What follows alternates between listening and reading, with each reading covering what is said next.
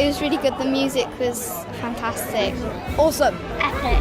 They love it and we get to enjoy it as well. Good afternoon. I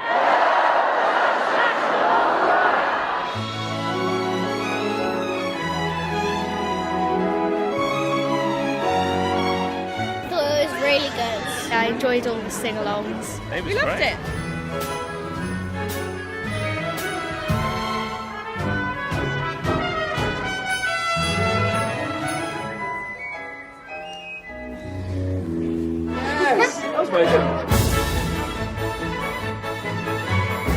I like introducing them to classical music, which I've been going to since I was a little girl.